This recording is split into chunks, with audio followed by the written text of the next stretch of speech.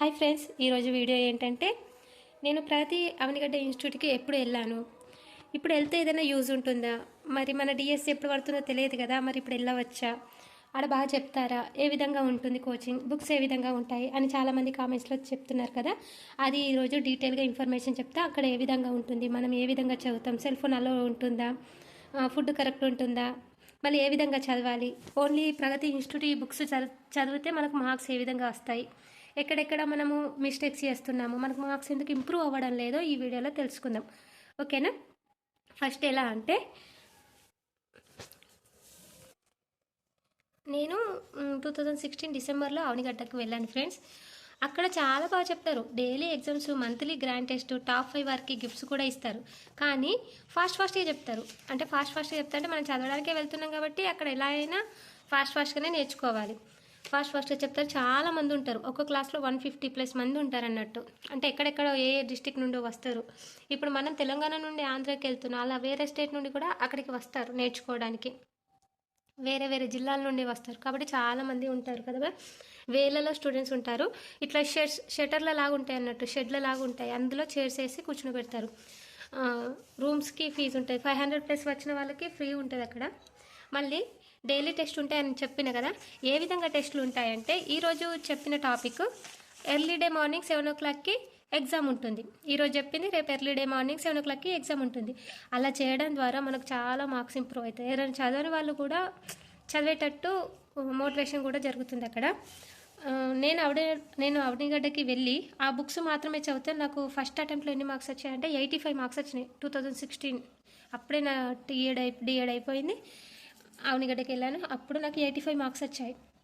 Next మళ్ళీ ఎప్పుడు 2017 18లో మళ్ళీ పడ్డది. అప్పుడు నెక్స్ట్ మళ్ళీ టెట్లో మళ్ళీ రాస్తే మా ఫ్రెండ్స్ ఏం చేసారంటే, ఈ అవనిగడ్డ బుక్స్తో పాటు మన అకాడమీ బుక్స్ చదివారు. వాళ్ళకి టెట్ వచ్చింది. 2016లో డిఎస్సి కూడా వచ్చింది చాలామందికి. ఎందుకంటే వాళ్ళు ఓన్లీ ఈ ఇన్స్టిట్యూట్ బుక్లు మాత్రమే చదవలేరు, వాళ్ళు టెక్స్ట్ బుక్స్ చదివారు. అకాడమీ టెక్స్ట్ బుక్స్ స్కూల్ నుండి తీసుకొచ్చుకొని చదివారు. కానీ నాకు అప్పుడు తెలియదు అవనిగడ్డ అంటే ఈ బుక్స్ చదివితేనే వస్తే జాబ్ అంటే నేను ఈ బుక్సే బట్టి పట్టినట్టు మొత్తం చదివిన. కానీ నాకు ఈ బుక్స్ బట్టి పట్టినట్టు చదివితే నాకు రాలేదు. అంటే బట్టి అంటే అర్థం చేసుకునే చదివిన, కానీ ఓన్లీ ఈ బుక్స్ చదివితే జాబ్ రాదు అని చెప్పడానికి చెప్తున్నా.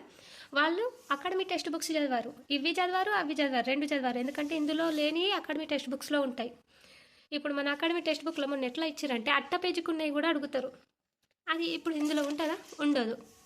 ఏమని అంటే, తెలుగు టెక్స్ట్ బుక్ నేమ్ ఏంటి, 10th class Telugu text book, 9th class text book ఏంటి, అవే కాకుండా అకాడమీ టెక్స్ట్ బుక్లో కొన్ని బాక్స్లలో ఉంటాయి, కొన్ని బిట్స్లా ఉంటాయి. అవి ఇందులో ఉండవు మ్యాటర్. ఇందులో కంటెంట్ ఉంటుంది, టెక్స్ట్ బుక్ ఉంటుంది. ఎట్లా ఉంటుంది అంటే, ఇప్పుడు మన లెసన్ ఏముంటుంది, ఆ లెసన్లో సంబంధించిన ఇంపార్టెన్స్ ఉంటాయి. ఇంపార్టెంటే కాకుండా మన అకాడమిక్ టెక్స్ట్ బుక్లో ఇంకా చాలా ఉంటాయి. కాబట్టి వీటితో పాటు అకాడమిక్ టెక్స్ట్ బుక్ కూడా చదవాలని నేను చెప్తున్నాను. నెక్స్ట్ టెట్లో నేను ఇవి చదివాను, అకాడమిక్ టెక్స్ట్ బుక్స్ చదివాను. అలా చదవడం వల్ల నాకు మార్క్స్ ఇంప్రూవ్ అయినాయి. నాకు బెనిఫిట్ ఏమైందంటే, అవనిగడ్డకి వెళ్ళాక నేను ఏ విధంగా చదవాలో నాకు అర్థమైంది అన్నట్టు. అంటే లైన్ టు లైన్ ఏ విధంగా చదవాలి, ఏ విధంగా నేర్చుకోవాలి. అక్కడ మోటివేట్ అయితే చాలా చేసేవారు. ఆ మోటివేట్ ద్వారానన్నా మనము చదవడానికి స్కోప్ ఉంటుంది. ఎట్లా అంటే, కష్టంతో చదవద్దు, ఇష్టంతో చదవాలి, కసితో చదవాలి, ప్రతి మనిషిలో పట్టుదల ఉండాలి, రేపటి నీ భవిష్యత్తు ఇప్పుడు ఈ క్షణం నువ్వు కష్టపడితేనే బాగుంటుంది అని చాలా బాగా మోటివేట్ చేస్తారు సార్. ఇప్పుడు ఏ విధంగా చదవాలో తెలుసుకుందాం.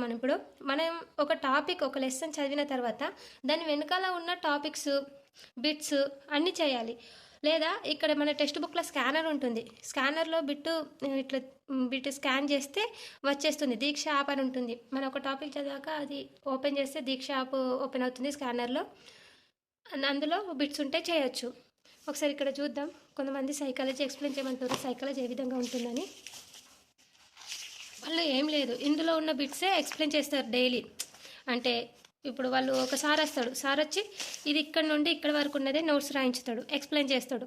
కానీ ఇవే కాకుండా మన టెక్స్ట్ బుక్ ఏంటంటే ఇక్కడ నుండి ఇక్కడ వరకు చెప్తాడు, నోట్స్ రాయించుతాడు, ఎక్స్ప్లెయిన్ చేస్తాడు. అదే ఈ మెటీరియల్లో కూడా ఉంటుంది కదా, వాళ్ళు నోట్స్ రాయించే బదులు, కానీ ఎక్స్ప్లెయినింగ్ ఉంటుందని మనం వెళ్ళడం. అది కాకుండా మనం ఇది చదవాలి. ఇది చదివితే మనకు లైన్ టు లైన్ ఇన్ఫర్మేషన్ తెలుస్తుంది. ఇంకా ప్రవేశిక నుండి టోటల్ చదవాలి. ఇక్కడ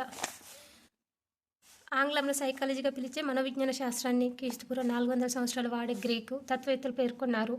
సైకాలజీ అనే పదం సైక్ అండ్ లాగోస్ అనే 2 గ్రీక్ పదాలని గ్రహించింది.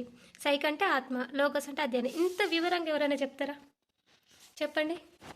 కాబట్టి మనము ఈ బుక్సే చదవాలి. ఇట్లా లైన్ టు లైన్ పెట్టుకుంటే చదివి వీటికి సంబంధించి ఏదన్నా బుక్ పబ్లికేషన్ తీసుకొని బిట్స్ చేయాలి. Line to line text book based ఉన్న బిట్స్ తీసుకొని అలా చేస్తే మనకు మార్క్స్ ఖచ్చితంగా వస్తాయి. అదే టెక్స్ట్ బుక్ అయిందనుకోండి. ఇప్పుడు ఇది సోషల్ టెక్స్ట్ బుక్, ఇది 8వ తరగతి 7th క్లాస్ టెక్స్ట్ బుక్. ఇది ఏ విధంగా చదవాలంటే, ఇప్పుడు చేతి వృత్తులు ఉంది, ఇక్కడ చూడండి, ఇక్కడ హైలైటర్ యూజ్ చేసి ఇట్లా రాయడం వల్ల మన ఫోకస్ అంతా ఒకదాని మీదకే వస్తుంది.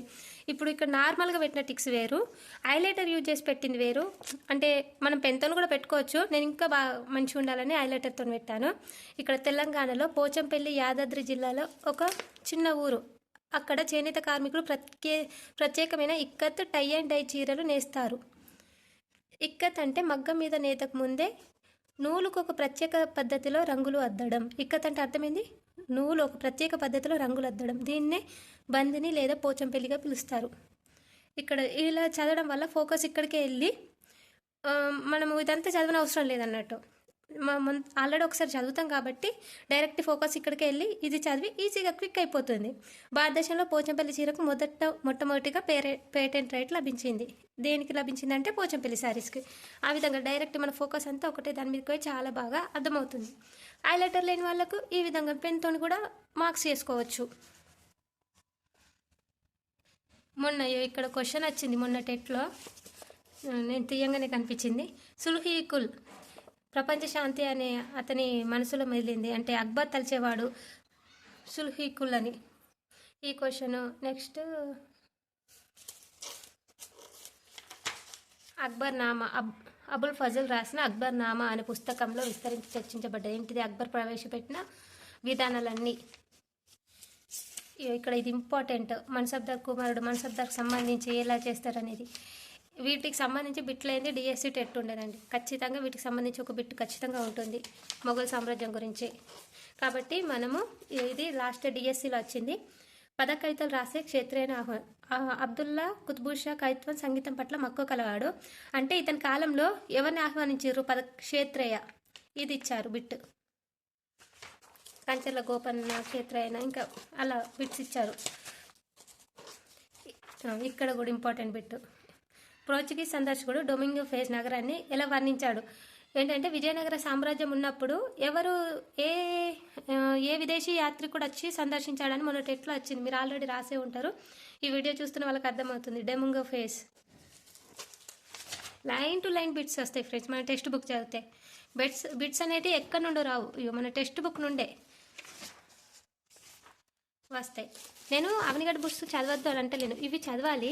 వీటితో పాటు మన అకాడమిక్ టెక్స్ట్ బుక్స్ కూడా చదివితే మనకు చాలా మార్క్స్ గెయిన్ అవుతాయి, అది చెప్తున్నాను. ఓకేనా? చదివే వాళ్ళు ప్రతిరోజు ఒక 1 అవర్ ఖచ్చితంగా టైం కేటాయించండి. ఏదైనా వర్క్ చేసుకునే వాళ్ళైతే, వర్క్ లేకుండా చదివే దాని మీద ఫోకస్ పెట్టే వాళ్ళు లైబ్రరీకి వెళ్ళి చదవండి. నేను కూడా డైలీ చదువుతా, మీకు కూడా వీడియోస్ అప్లోడ్ చేస్తా. ఇప్పుడు నేను ఓవరాల్గా మీకు ఏం చెప్పాలనుకుంటున్నా అంటే, ఇప్పుడు కోచింగ్ వెళ్ళొచ్చా అని అడుగుతున్నారు కదా, వెళ్ళండి. ఎందుకంటే అక్కడ ఫోన్స్ నాట్ అలౌడ్ కాబట్టి కాన్సన్ట్రేషన్ పెట్టి చదువుతారు. ముఖ్యంగా కంటెంట్ నేర్చుకోండి, ప్రతి పాయింట్ రాసుకొని వాటితో పాటు మన అకాడమిక్ టెక్స్ట్ బుక్స్, సైకాలజీ అవి కూడా చదవండి. మళ్ళీ స్కూల్ నుండి బుక్స్ తీసుకొని టెక్స్ట్ బుక్స్ చదవండి. అంతే ఫ్రెండ్స్, థ్యాంక్ యూ.